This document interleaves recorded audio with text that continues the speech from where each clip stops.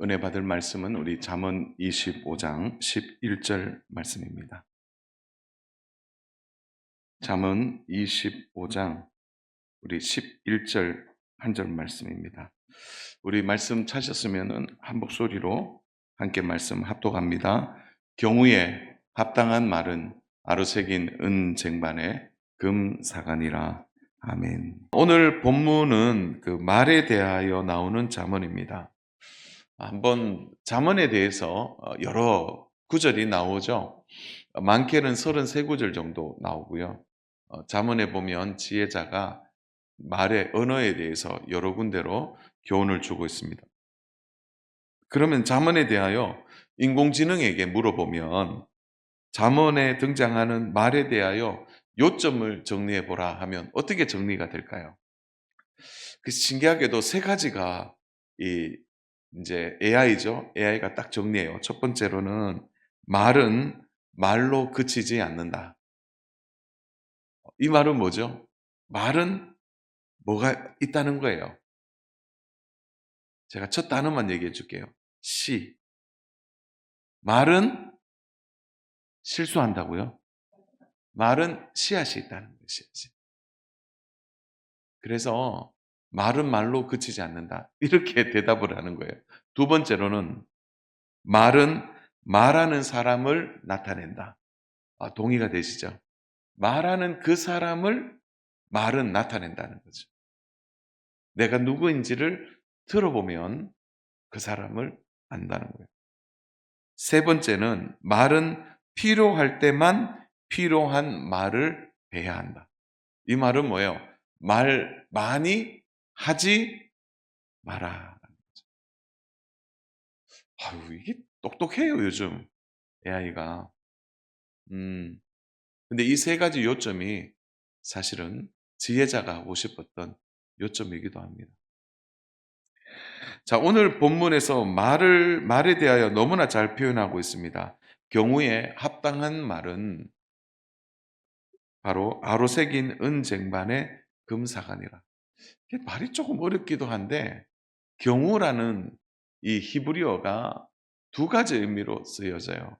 하나는 바퀴입니다. 바퀴. 그러니까 바퀴라는 말을 한번 넣어보면 이렇게 해석이 돼요. 어떻게 되냐면 바퀴가 뭐라는 거예요? 말인데 이 말은 바퀴처럼 잘 굴러가야 된다는 거예요. 잘 굴러가야 된다. 바퀴의 기능은 잘 구르는 거죠. 그래서 합당한 말은 뭐냐면 그때그때마다 말이 잘 굴러가야 된다. 그런 의미가 하나 있고요. 델리치 박사님, 그 히브리어의 아주 능통한 주석가입니다.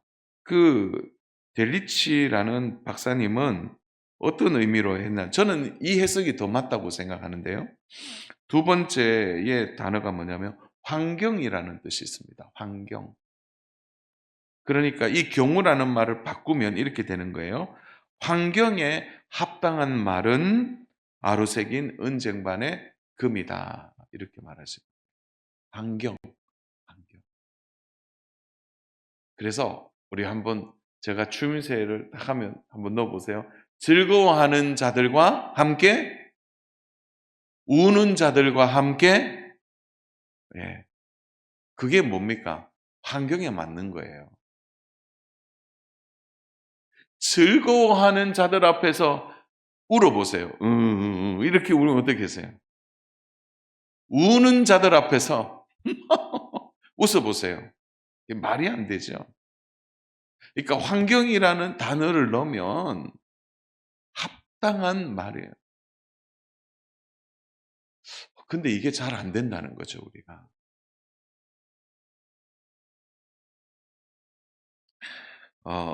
그 환경에서는 그 말을 하면 안 돼요. 그래서 사랑하는 여러분, 오늘부터 딱 지워야 되는데 한번 저를 따라서 해볼까요? 이 말만은 하지 않으려고 했는데 그러면은 말해야 됩니까? 말 안 해야 됩니까? 그런데 왜 말하죠? 하고 싶은 마음이 더 많아요. 내가 이 말을 안 하려고 했는데. 자, 그럼 물어볼게요. 이 말은 안 하려고 했는데 이 말을 하고 싸울까요? 친해질까요? 아니, 정확하게 대답해 보세요. 싸웁니까? 친해집니까? 싸워요. 부모 자녀 간에도요. 부모님 그래요. 내가 니한테는 이 말을 내 안 하려고 했는데. 자녀들도 내가 엄마한테는 내 이 말 안 하려고 했는데. 싸웁니다. 합당하지 않는 말이라는 거죠. 오늘 우리는 말을 하고 말을 먹고 말과 함께 살아갑니다. 특히 공동체가 매주 만나는 교회 공동체는 더 말할 것도 없죠. 믿음의 공동체 안에서는 말이 너무 중요합니다. 그래서 우리 함께 하자라는 주제로 우리 지난주에는 탄탄한 신앙에 대해서 좀 나누는데 오늘은 두 번째로 말에 대해서 좀 얘기하려고 합니다. 그러면 우리 말에 대해서 많은 이야기가 있지만 오늘 한 세 가지만 좀 정리해서 함께 좀 나누려고 해요. 첫 번째로는 언어를 지배하는 죄의 힘을 무시하지 말아야 합니다. 첫 번째가 뭐라고요? 언어를 지배하는 죄의 힘을 무시하지 말라는. 말은 하나님이 우리에게 주신 너무나 큰 축복입니다. 왜냐하면 사람만이 언어를 구사하기 때문에 그렇습니다. 그래서 하나님이 인간에게 주신 최고의 선물이 뭐냐? 언어입니다. 언어. 하나님의 형상대로 지음받은 사람에게 하나님은 유일하게 사람에게만 언어를 주셨습니다. 언어를 통하여 하나님과 교제하고 하나님과 연결될 뿐 아니라 사람과 사람과도 연결이 되어집니다. 특히 하나님께서 우리에게 말씀하지 않으셨으면 우리는 하나님을 알 수 없습니다. 그런데 이 말이요, 죄로 인하여 타락하게 됐다는 겁니다. 아담과 하와에게 있어서 그들이 처음 에덴 동산에서는 너무나 행복했어요. 여러분, 아담이 하와를 처음 만나고 한 말을 여러분 유명한 프로포즈 아닙니까? 창세기 2장 23절. 우리 같이 한번 읽어보겠습니다. 시작. 아담이 이르되 이는 내 뼈 중에 뼈요 살 중에 살이라. 이것을 남자에게서 취하셨즉 여자라 부르리라 하니라. 아담이 하와를 처음 보고 이렇게 말합니다. 내 뼈 중에 뼈요 살 중에 살이라. 뭐 뼈와 살 얘기를 하나, 그 말이 아니고요. 아담에게 있어서 최고는 당신이 나입니다, 이 말입니다. 당신이 나라는 거예요. 여기 부부 계시는데 매일 이런 고백하십니까? 당신은 납니다. 참 쉽지 않은 고백이죠. 최고의 극찬입니다. 우리 예수님께서 하나님을 사랑하고 내 이웃을 무엇과 같이 사랑하라고 그랬죠? 내 몸과 같이. 자기를 사랑한다면 똑같이 이웃도 내 사랑에 두어야 한다는 놀라운 말씀입니다. 아담과 하와가 그렇게 손을 잡고 에덴 동산에서 하나님과 함께 살았습니다. 그랬던 그들이 범죄하죠. 여러분, 아담과 하와가 하나님께 불순종하고 죄가 에덴 동산을 장악했을 때 그 죄가 한 일들 중에 하나가 뭡니까? 언어를 타락시킵니다. 창세기 3장 12절 말씀입니다. 우리 같이 한번 읽겠습니다. 시작. 아담이 이르되 하나님이 주셔서 나와 함께 있게 하신 여자 그가 그 나무 열매를 내게 주므로 내가 먹었나이다. 죄를 짓고 아담이 숨었어요. 그래서 하나님이 아담 어디 숨어 있는지 몰랐을까요? 다 알고 있습니다. 드론처럼 위에서 다 보고 있는데요. 뭐. 그러면서 아담 숨어 있는 거기를 향해서 아담 어디 숨어 있어? 그렇게 말씀하셨어요. 그리고 아담을 불러서 너 왜 그랬니? 이렇게 물으니까 아담이 가장이잖아요. 그런데 아담의 첫 번째 말이 뭡니까? 죄가 에덴 동산에 들어와서 한 일이 바로 뭡니까? 책임을 아내에게 전가하는 것. 그리고요, 언어가 좀 거칠어요. 나와 함께 있게 하신 여자, 나와 함께 있게 하신 여자. 와, 이런 단어가 어디 있습니까? 자기는 빠져요. 죄가 한 일입니다. 아내라고 말하지도 않고 여자라고 말합니다. 그 나무 열매를 내게 주므로 내가 먹었네. 아니, 줬으니까 먹었죠. 이런 답이 어디 있습니까? 보세요. 하나님 앞에서도 언어가 얼마나 무례한지 모릅니다. 여러분, 오늘 우리의 언어 생활에 죄가 있다는 것을 잊지 말아야 합니다. 우리의 말에 죄가 덧입혀진다는 거죠. 그래서 우리는 말 속에서 죄를 확인할 수 있습니다. 말 속에서 죄가 드러나는 거죠. 말은 너무나 귀하지만 동시에 말로 인하여 상처를 받고 고통을 받기도 합니다. 그래서 말은 순기능도 있지만 역기능도 있다는 것을 생각해야 합니다. 말이 축복이 되기도 하지만 말은 저주가 되기도 합니다. 상대방이 하는 말 한마디 때문에 하루 종일 천국을 누리는 사람이 있고 상대방이 하는 그 말 한마디 때문에 지옥처럼 느끼고 고통스럽게 사는 경우도 있습니다. 저는 초등학교 3학년 때 선생님이 저한테 하신 그 말 한마디 때문에 한동안 상처가 얼마나, 여러분 10살짜리가 상처가 크면 얼마나 크겠습니까? 근데 그 상처가 정말 오래 가요. 그 선생님의 한마디예요. 창습이는 왜 이래 산만하니?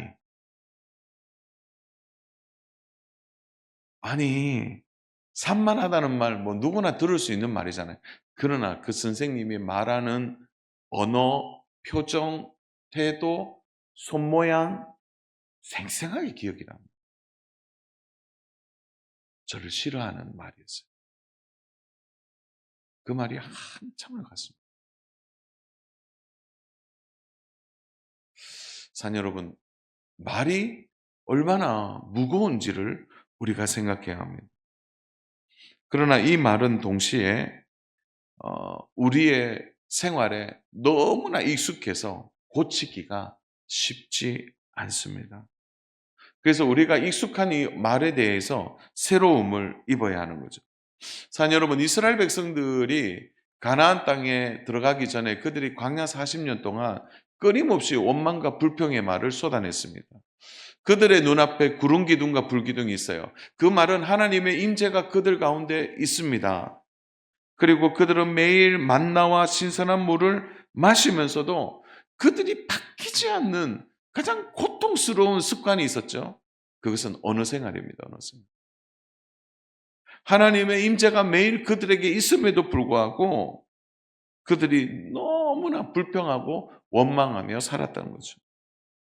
그런데 그들에게 그럴 만한 이유가 있습니다. 왜냐하면 그들이 노예 생활을 통하여 체득한 습관입니다. 주인에 대한 불평, 삶에 대한 원망이죠.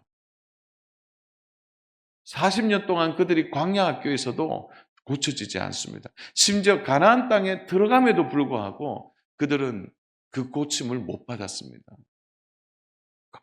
그 말은요, 우리에게 얼마나 익숙하게 자리를 잡고 있는지 모릅니다.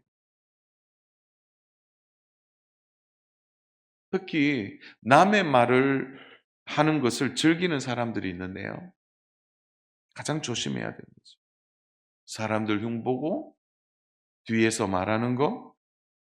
그리고 그것은 고쳐보려고 하지만 진짜 안 되는 것 중에 하나입니다. 자, 오늘 본문의 말씀에 정말 깊은 묵상이 필요한데요. 그것은 바로 은쟁반과 그리고 금 사과에 대한 두 대상입니다. 그런데 여기에서 우리 잘 한번 이해하셔야 돼요. 우리 본문을 다시 한번 띄워 주시겠습니까? 자, 본문을 잘 한번 보면 어 은쟁반이 나오고요. 그 위에 금 사과가 올려집니다. 그건 뭘 얘기하고 싶은 걸까요? 말이 그릇이라는 겁니다. 금 사과를 은쟁반에 담으면 은쟁반이 금쟁반이 된다는 거죠. 무엇을 담느냐는 거예요. 무엇을 담느냐. 그래서 그릇에 무엇이 담겨 있느냐에 따라서 그릇의 가치가 결정이 되는 겁니다. 그러니까 이런 거예요. 말은 그릇과 같은데 그 말에다가 예를 들어 무엇을 담느냐에 따라서 말의 그릇이 달라진다. 좀 더 이렇게 한번 적용해 보면 좋겠는데요. 마음속에 미움을 담잖아요. 그러면 그 미움의 그릇이 된다는 겁니다. 마음속에 분노를 담으면 그 담는 그릇이 분노의 그릇이 된다는 거죠. 결국은 분노의 그릇에 뭐가 나온다는 겁니까? 분노의 사과가 나오는 거예요. 분노의 열매가 나오는 것입니다. 예를 들어 마음속에 감사를 담으면 그 그릇은 감사의 그릇이 되는 거예요. 감사의 열매가 나오는 거예요. 마음속에 기쁨을 담아두면 기쁨의 열매, 그것이 된다는 거예요. 자, 제가 그러면 질문할게요. 답해 보세요. 진짜 어려운 거예요. 자, 마음속에 사랑을 담으면 그 그릇은 무슨 그릇이 됩니까? 네? 예, 사랑의 그릇이 된다는 겁니다. 사랑. 뭐, 쉽습니까? 쉬운데 안 돼요. 아는데 안 된단 말입니다. 그러니까 오늘 이 은쟁반의 핵심은 무엇을 담을 거냐라는 지혜자는 금사과를 담으니까 은쟁반이 너무나 귀한 그릇이다. 뭘 담으시겠습니까? 그 담는 게 말이라는 겁니다. 말. 또 하나가 본문에서 주장하는 게 뭐냐면은 은과 금은 가장 완벽한 조화예요. 금 가락지에 은비녀. 예전에 최고의 멋쟁이들이 하는 거. 반응이 없으세요. 네, 하도 옛날 얘기를 해서 그렇습니까? 여러분, 그 은비녀의 금 가락지는 최고의 혼수 선물이었어요.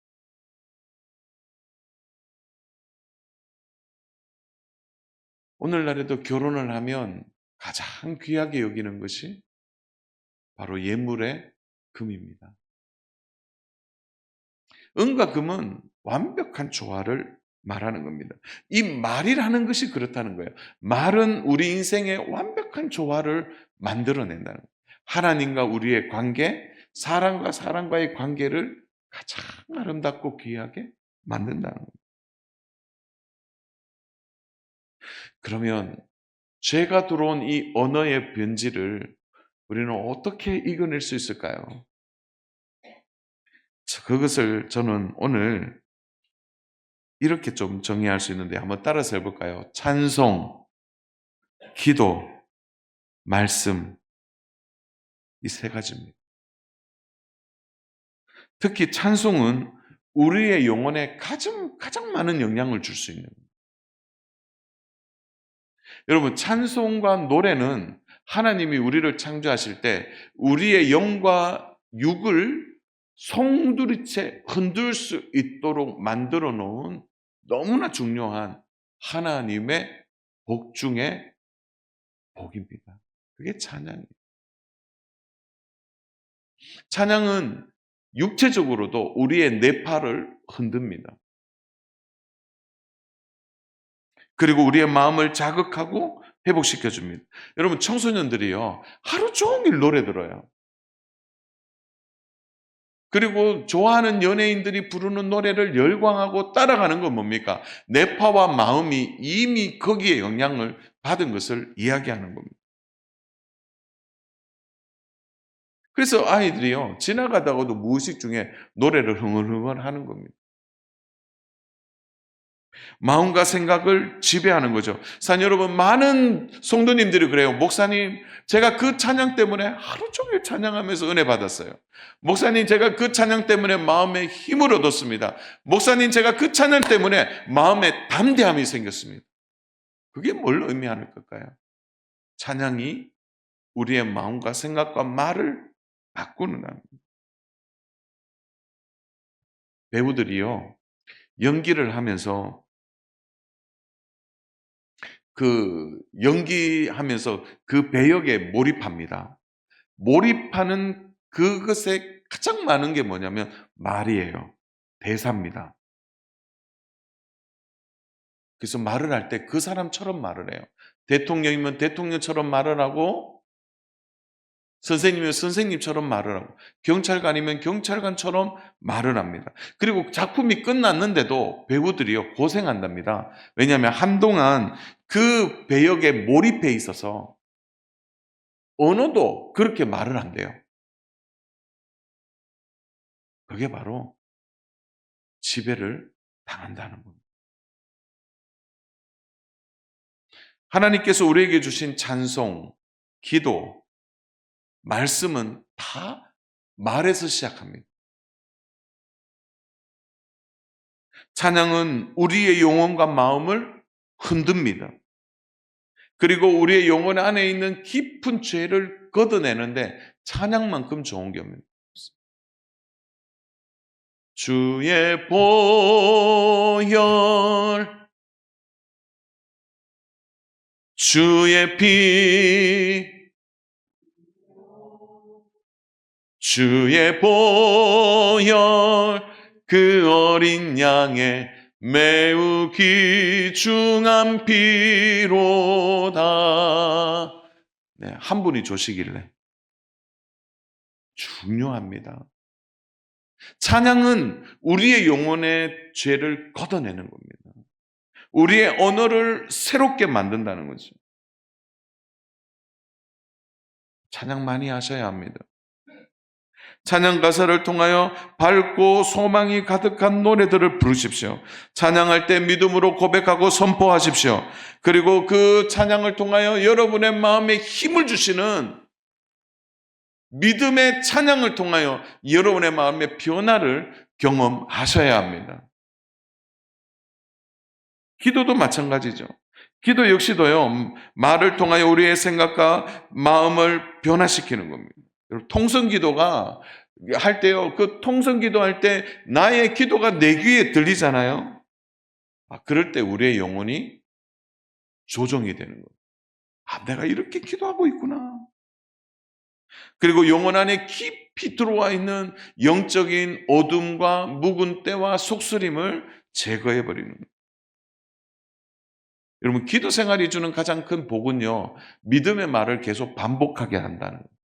믿음의 말이 반복되어질 때 부정적인 것은 떠나가고 우리의 잘못된 생각은 떠나가고 믿음 없음에 대하여 다시 회심하게 되고 하나님의 말씀이 내 안에 채워짐을 통하여 힘을 얻게 되는 겁니다. 결국 우리의 말이 바뀌는데 가장 중요한 것은 찬송과 기도입니다. 그것을 정리하는 것은 하나님의 말씀이죠. 사랑 여러분, 하나님의 말씀을 매일 읽고 묵상하는 성도의 언어는 다릅니다. 하나님의 말씀이 머릿속에 마음속에 채워지고 우리의 목으로 말씀이 넘어가게 되면요, 툭 건드릴 때 하나님의 말씀이 나오게 되는 겁니다. 이것이 죄의 힘을 이기는 능력이 되는 것입니다. 주 안에 사랑하는 여러분, 오늘 확신하십시오. 여러분의 찬송과 기도와 말씀이 우리의 언어 생활에 죄를 물리치고 승리하는 믿음으로 우리 가운데 있을 줄로 믿습니다. 두 번째로는 하나님의 생명 언어를 배워야 한다는 거죠. 하나님께서 세상을 창조하실 때 말씀을 하셨습니다. 우리 창세기 1장 3절 말씀 같이 한번 읽어보겠습니다. 시작. 하나님이 이르시되 빛이 있으라 하시니 빛이 있었고. 요 말씀을요, 현대인의 성경에는 어떻게 하고 있나? 우리 같이 한번 읽어볼까요? 그때 하나님이 빛이 있으라 라고 말씀하시자 빛이 나타났다. 하나님이 말하신 겁니다. 말씀 준비하다가 마음이 뜨거워졌습니다. 이유는요, 하나님이 세상을 창조하실 때 생명력이 넘쳐났잖아요. 창조된 세상을 보십시오. 생명의 그 풍성함이 나타나는데 하나님이 하신 생명 언어를 보세요. 하나님이 지으시고 보시기에 어떻다고요? 오늘은 반응이 보시기에, 자, 손 내미세요. 자, 손 들어오세요. 자, 박수 치면 이렇게 좋았더라. 시작. 예, 하나님 보시기에 좋았더라. 그냥 우리가 볼 때 좋구나 이게 아니라 좋았다. 보시기에 좋았다. 하나님이 창조하시고 하나님이 춤을 추시는 거예요. 보시기에. 하나님이 세상을 만드시고 그 생명마다 축복의 언어를 하셨습니다. 사람에게는요, 보시기에 너무 좋았다고. 그것을 성경은 감탄사라고 이야기합니다. 좋았다라는 하나님의 감탄입니다. 자녀 여러분, 하나님이 이 땅을 창조하실 때 그 생명력은 말에서 나오는 겁니다. 오늘 우리의 인생의 생명력도 말에서 나오는 겁니다.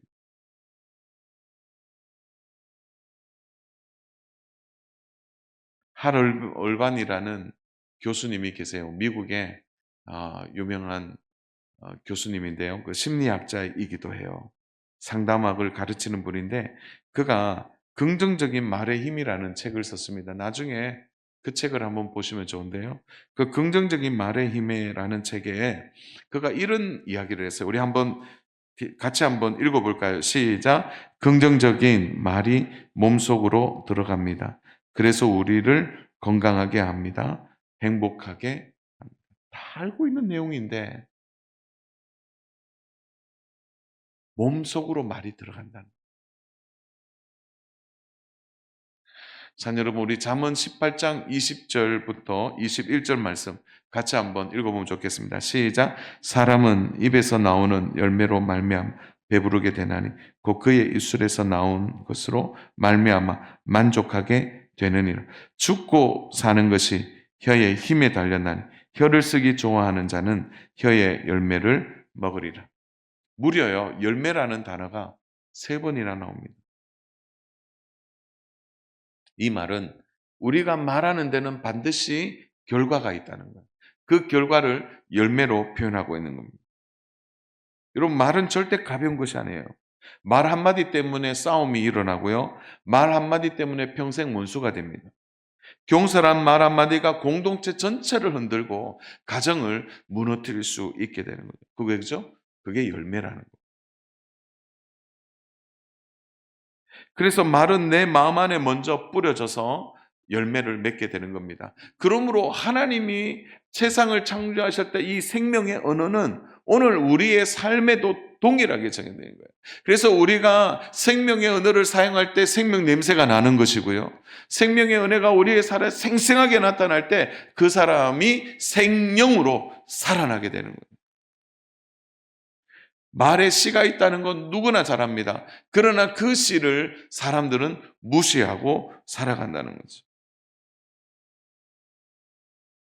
자녀 여러분의 따뜻한 말 한마디가 좋은 약보다 훨씬 더 귀하고 아름답습니다. 여러분의 그 축복의 말, 하나님을 의식하고 하는 그 말 한마디는 사람을 살려내는 겁니다. 상처를 치유하고 위로하고 생명의 역사를 주는 것입니다. 그럼 아무리 돈이 많아도요, 명예가 높아도 따뜻한 말 한마디 없으면 그는 외롭게 사는 사람입니다. 하나님은 우리에게 너무나 귀한 약속을 주셨습니다. 민수기 14장 28절 말씀입니다. 우리 믿음으로 함께 합독합니다. 그들에게 이르기를 여호와의 말씀에 내 삶을 두고 맹세하노라. 너희 말이 내 귀에 들린 대로 내가 너희에게 행하리니. 너희 말이 내 귀에 들린 대로 내가 행하겠다라고 말할 때 여러분 핵심을 잘못 잡으면 안 돼요. 뭐냐면 말하는 대로 하나님이 다 들어주시겠구나 이렇게 잡으면 오늘 말씀을 제대로 못 해석하는 겁니다. 이 말씀이 뭐냐면요, 도깨비 방망이처럼 하나님 내 말 다 들으시니까 이것 주세요 저것 주세요 이렇게 해주세요 저거, 그 말이 아니고요, 하나님을 제대로 의식하는 자에게, 하나님을 제대로 의식하고 말하는 그에게 하나님이 그대로 그 말대로 행해 주시겠다는 겁니다. 전제가 뭐냐면 하나님을 의식하는 겁니다. 사녀로 오늘 우리의 모든 언어 생활에 여러분의 말 앞에 하나님을 내세우셔야 돼요. 하나님이 내 앞에 계신다는 것을 잊어서는 안 돼요. 그래서 무슨 말을 할 때 하나님을 의식하는 거죠. 그러면 다릅니다. 제가 이 비유를 좀 쉽게 설명하려고 막 생각해도 안 떠오르다가 뭐 하나 떠올랐어요. 여러분, 우리 그런 가정들 있는지는 모르겠어요. 예를 들어 건강이 좋지 못한 분이 있잖아요. 그러면은 음식점에 갔을 때 제일부터 무슨 말부터 하는지 압니까? 나 이거 먹으면 되는데 안 되는데. 오늘은 일부 예배 때가 반응이 좋은데, 내가 이 음식 먹으면 안 되는데 그래요. 그건 뭐라는 거죠? 내 자신의 건강을 의식하는 겁니다. 그래서 안 먹어요, 그분들은. 이거 공식적인 자리인데 이런 말 해도 되는지 모르겠어요. 저는 닭고기를 안 먹거든요. 네. 그래서 어디로 가도요, 이 닭이 의식이 돼요. 그래서 라면도 뒤에 성분을 보면 닭 분말, 불닭볶음면 안 봐요. 심지어 슈퍼마켓 닭다리 과자도 안 사 먹어요. 이 닭이 의식이 되는 거죠, 항상.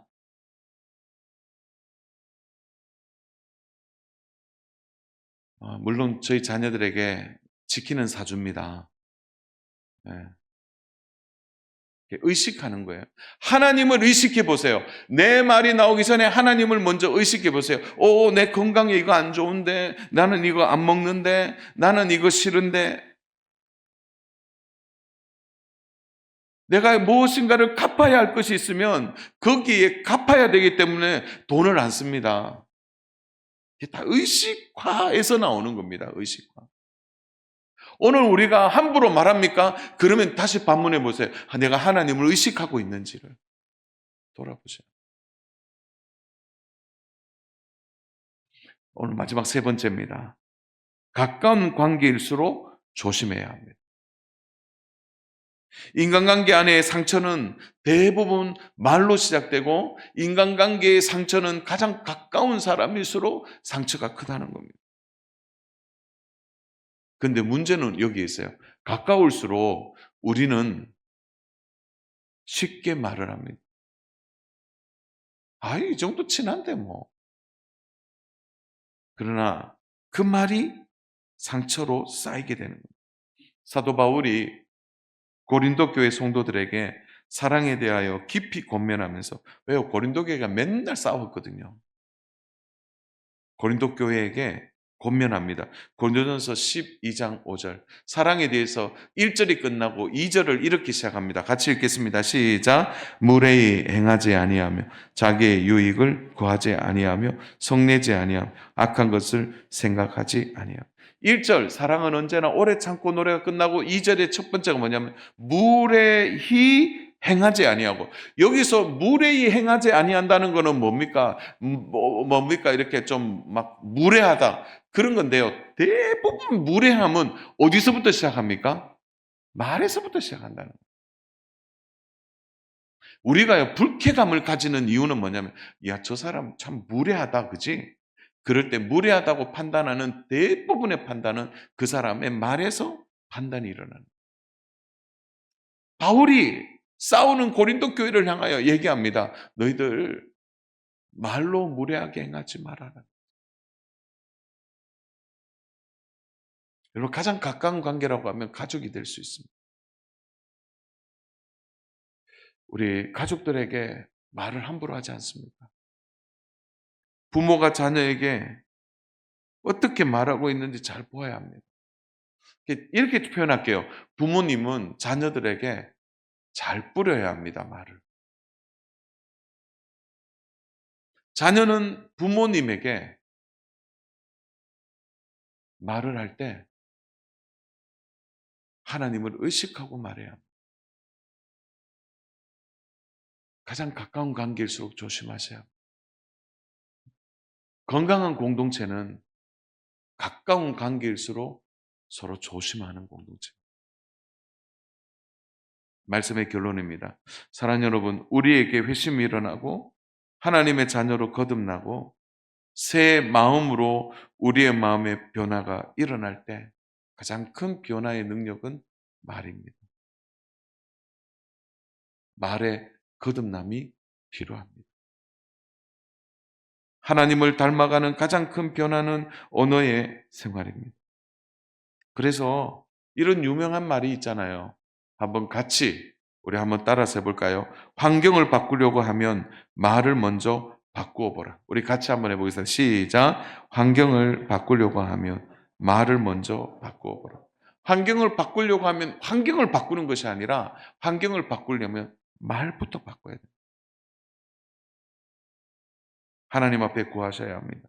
내가 지금 어떻게 말하고 내 삶의 열매가 말을 통하여 어떻게 드러나는지를 보셔야 합니다. 말이 우리의 삶이 되고 말이 우리의 성공과 실패를 좌우하게 되는 겁니다. 사랑하는 여러분, 그 말은 그 사람의 인생을 그대로 보여주는 도화지와도 같은 것입니다.